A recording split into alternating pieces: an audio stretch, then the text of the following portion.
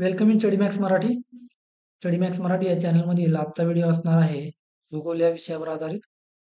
भारत भौगोलिक रचना या टॉपिक अंतर्गत खडक व खडकांचे प्रकार या घटकावर आपण आज सविस्तर या व्हिडिओमध्ये माहिती घेणार आहोत. विश्लेषणात्मक माहितीसहित महत्त्वाचे प्रश्न आपण या व्हिडिओमध्ये उत्तरांसहित समाविष्ट केलेले आहेत, तरी व्हिडिओ सर्वांनी शेवटपर्यंत पाहायचा आहे. अजूनही ज्या विद्यार्थ्यांनी आपलं चॅनेल सबस्क्राईब केलं नसेल त्यांनी सर्वप्रथम चॅनेल सबस्क्राईब करून घ्यायचं आहे. आता खडक म्हणजे काय बघा. खडक हा पृथ्वीच्या पृष्ठभागावर किंवा आत आढळणारा नैसर्गिक घटक आहे, जो खनिज पदार्थांच्या मिश्रणापासून तयार होतो. खडकांचे रासायनिक, भौतिक आणि खनिजीय गुणधर्म वेगवेगळे असतात. खडक म्हणजे नैसर्गिक प्रक्रियातून तयार झालेले खनिजांचे एकत्रीकरण. आता खडक म्हणजे काय हे आपण या पॉइंटमध्ये पाहिलं. शेजारीच आपण खडकांचे प्रकार आणि त्यांची काही छायाचित्र दाखवलेली आहे, ती सर्वांनी व्यवस्थित पाहिजे. आता खडकाची निर्मिती कशी होते बघा. ज्वालामुखी क्रियेपासून खडकाची निर्मिती होते. पृथ्वीच्या आतील मॅग्मा लाव्हा रसाच्या स्वरूपामध्ये बाहेर पडतो आणि थंड होऊन खडक तयार होतो. आता गाळ साचून देखील खडकाची निर्मिती होते बघा. वारा, पाणी किंवा हवामानामुळे खडकाचे कण साचून त्यावर दाब व उष्णता लागू होते, त्यामुळे खडक तयार होतात. आणि दाब व उष्णतेचा परिणाम यामुळे देखील खडकाची निर्मिती होते.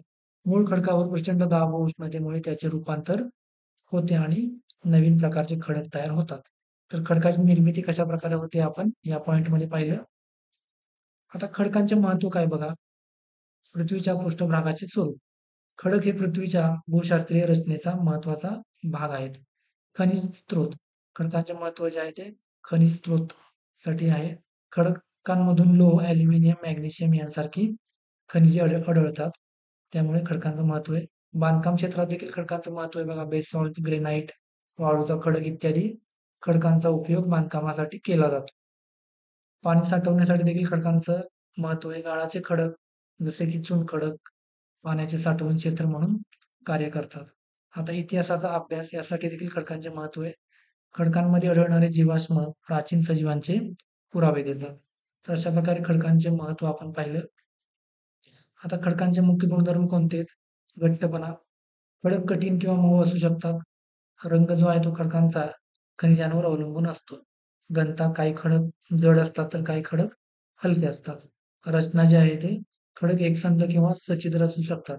तर खडकांची मुख्य जे गुणधर्म आहेत ते आपण पाहिले. आता खडकांचे मुख्य प्रकार तीन कोणकोणते आहेत. अग्निजन्य खडक, गाळाचे खडक आणि रूपांतरित खडक. तर ज्वालामुखीमुळे तयार होणाऱ्या खडकांना अग्निजन्य खडक म्हणतात. उदाहरणार्थ बेसाल्ट, ग्रेनाइट. आणि खडकांचे कण साचून तयार होणाऱ्या खडकांना गाळाचे खडक म्हणतात. उदाहरणार्थ वाळूचा खडक आणि चुनखडक.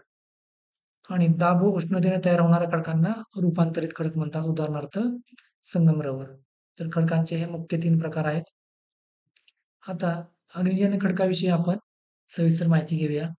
ज्वालामुखीच्या उद्रेकादरम्यान भूपृष्ठाखाली शिलारस म्हणजे ज्याला आपण मॅग्मा म्हणतो आणि भूपृष्ठावरती लावारस थंड होऊन त्याचे घनीभवन होते. या प्रक्रियेतून निर्माण होणाऱ्या खडकांना आपण अग्निजन्य खडक असे म्हणतो. अग्निजन्य खडक पृथ्वीच्या अंतर्गत भागातील पदार्थापासून तयार होत नसल्यामुळे त्यांना मूळ खडक असेही म्हणतात. बहुतांश अग्निजन्य खडक हे कठीण व एकजिन्सी दिसतात. हे खडक वजनाने देखील जड असतात. अग्निजन्य खडकांमध्ये जीवाश्म आढळत नाहीत.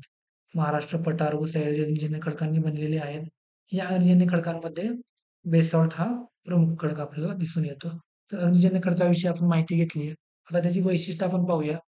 हे प्राथमिक खडक म्हणून ओळखले जातात. यामध्ये खनिजांची रचना क्रिस्टलीय स्वरूपामध्ये असते. हे इतर खडकांच्या तुलनेत कठीण व टिकाऊ असतात. आता प्रकार कोणकोणते आहेत बघा. आंतरिक आग्नेय खडक आणि बाह्य आग्नेय खडक अशा अग्निजन्य खडकाचे दोन प्रमुख प्रकार आहेत.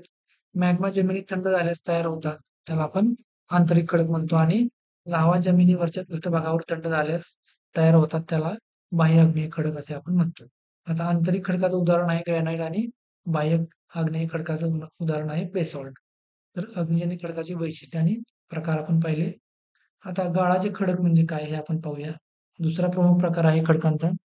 तापमानातील सतत होणाऱ्या फरकांमुळे खडक तुटतात. खडकांमधून पाणी झिरपल्यामुळे खडकांमधील खनिजे विरघळतात. अशा प्रकारे खडकांचा अपक्षय होऊन खडकांचे बारीक तुकडे व भुगा खडकांचा होतो. आता तोच भुगा किंवा तुकडे नदी, हिमनदी व वारा यांच्या प्रवाहाबरोबर सकल प्रदेशाकडे वाहत जातात. त्यांचे एकावर एक असे थर साचत जातात आणि या संचयामुळे खालील थरावरती एक प्रचंड दाब निर्माण होतो.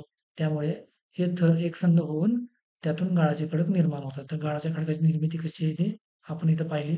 आता गाळाच्या खडकांनाच स्तरित खडक असेही म्हणतात. स्तरित खडकांमध्ये गाळाचे थर स्पष्टपणे दिसतात. गाळाचे थर एकावर एक साचताना काही वेळेस या थरांमध्ये मृत प्राण्याचे आणि वनस्पतीचे अवशेष गाडले जातात.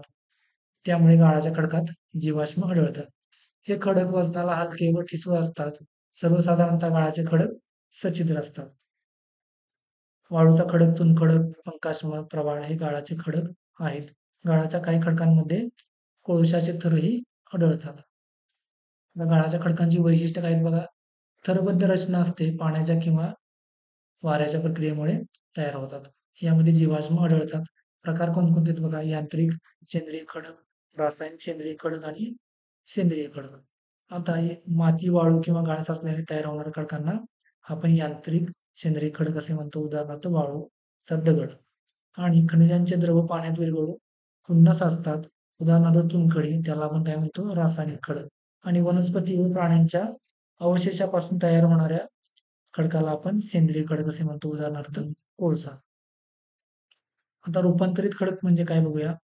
पृथ्वीवर ज्वालामुखीचा उद्रेक व इतर भू हालचाली सतत घडत असतात. त्या घडत असताना तेथील अग्निजन्य व स्तरित खडक मोठ्या प्रमाणावर खडकावरती दाब व उष्णता या प्रक्रियेतून ते जे आहे ते खडकांचे मूळ प्राकृतिक स्वरूप व रासायनिक गुणधर्म बदलतात. मूळ खडकातील स्फटिकांचे पुनर्स्फटिकीकरण होते, म्हणजेच खडकांचे रूपांतरण होते. अशा प्रकारे तयार झालेल्या खडकांना रूपांतरित खडक असे म्हणतात.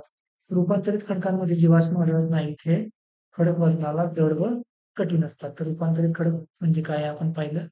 आता रूपांतरित खडकांची वैशिष्ट्य काय आहेत बघा. घनता व कडकपणा वाढलेला असतो. नवीन खनिजांची निर्मिती होते. प्रकार काय आहेत बघा.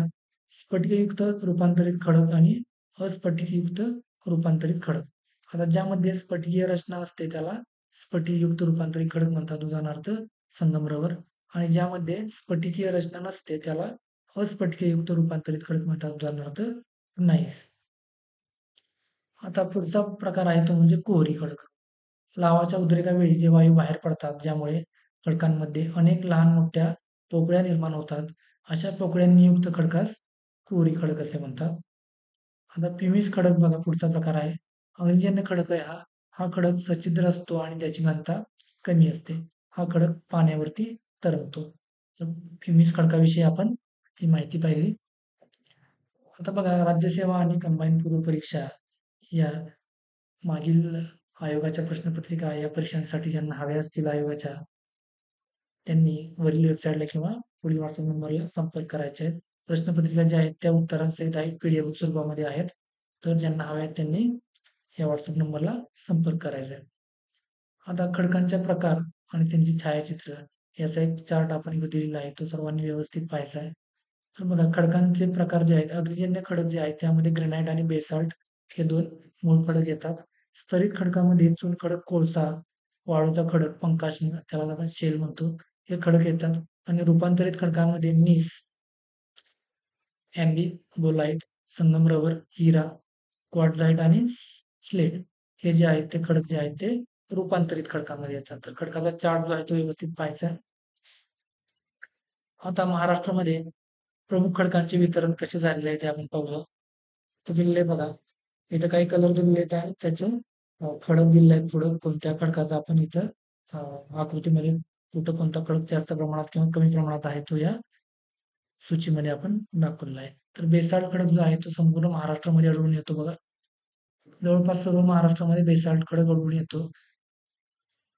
गडचिरोलीमध्ये काही भागामध्ये आणि सिंधुदुर्गच्या काही भागामध्ये वगळला तर बेसाल्ट खडक पूर्ण महाराष्ट्रामध्ये आढळून येतो. ग्रेनाइट खडक जो आहे तो गडचिरोली, चंद्रपूर, नागपूर, भंडारा, गोंदिया आणि यवतमाळ आणि नांदेड या काही भागांमध्ये ग्रेनाइट खडक आढळतोय. जांभा खडक फक्त सिंधुदुर्ग जिल्ह्यामध्ये आढळतो आणि स्तरित खडक नंदुरबार, धुळे, जळगाव, बुलढाणा, अकोला आणि अमरावती या जिल्ह्यातील काही भागांमध्ये स्तरित खडक आढळतो. तर हाही चार्ट व्यवस्थितपणे पाहायचा आहे.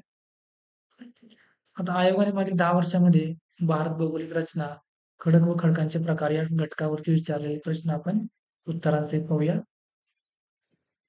तर कुहरी बेसाल्ट खडक म्हणजे काय बघा, STI 2015 मध्ये विचारलेला हा प्रश्न आहे. विधान आहे, लाव्हा रसाने तयार झालेला खडक, पोकळ्यांनी युक्त बेसाल्ट खडक आणि भेगांमध्ये लाव्हा रस थंड होऊन झालेला खडक. तर या पर्यायापैकी आपल्याला अचूक उत्तर कोणतं इथे पाहायचंय. तर पर्याय क्रमांक 2 हे अचूक उत्तर आहे. कुहरी बेसाल्ट खडक जो आहे तो लाव्हा रसाने तयार झालेला खडक आहे आणि पोकळ्यांनी युक्त बेसाल्ट खडक आहे. STI 2015 ला विचारलेला हा प्रश्न होता. आता या व्हिडिओमध्ये आपण खडक व खडकांचे प्रकार या टॉपिकवरती सविस्तर माहिती पाहिली आहे. पुढील व्हिडिओमध्ये आपण मृदा व मैदानी प्रदेश या घटकावरती सविस्तर माहिती पाहणार आहोत. त्यासाठी जरी हा व्हिडिओ तुम्हाला आवडला असेल तर व्हिडिओ लाईक करायचा आहे आणि स्टडी मॅक्स मराठी हा चॅनल अजूनही जर तुम्ही सबस्क्राईब केला नसेल तर चॅनल सबस्क्राईब सर्वप्रथम करायचं. Thank you for watching this video.